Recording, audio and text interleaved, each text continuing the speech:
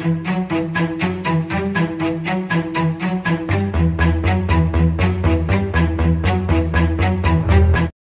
Bleus encore plus forts que les Blacks.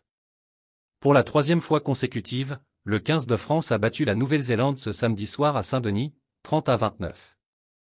Ce n'était pas arrivé depuis 1995, le seul et unique précédent observé dans l'histoire jusqu'alors, l'équipe de France capable de dominer 3 fois d'affilée la Nouvelle-Zélande, nation phare de l'Ovalie.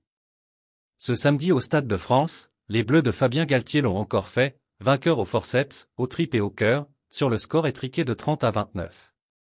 Malgré une relative indiscipline qui aurait pu leur coûter cher, dans les rucks en particulier, les Antoine Dupont et consorts se sont révélés suffisamment costauds défensivement et inspirés à l'offensive pour faire la différence et s'offrir une sacrée victoire de prestige dans ce tour automnal qui, une semaine plus tôt, les avait vus dominer le Japon sur la même pelouse dionysienne, 52-12.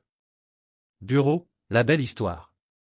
Mention spéciale dans ce match à un Thomas Ramos auteur d'un sans faute à la botte, 15 points à son crédit, sans oublier un Louis Bielbiarré monstrueux d'abnégation et un Romain Bureau, qui pour sa première cape tricolore endossée, a été le premier à frapper côté français, 32e.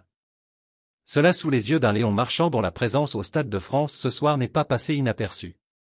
Avant d'accueillir ici même l'Argentine vendredi prochain pour conclure en beauté cette Coupe d'automne des Nations, les Bleus se pèlent à une belle tranche d'histoire. Avec la manière qui plus est.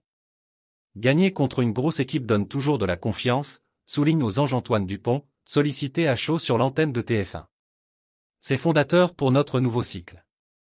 Il venait avec des joueurs en pleine possession de leurs moyens. L'expérience commune qu'on a créée depuis 4 ou 5 ans nous sert. On a eu du mal en début de match mais on ne s'est pas affolé.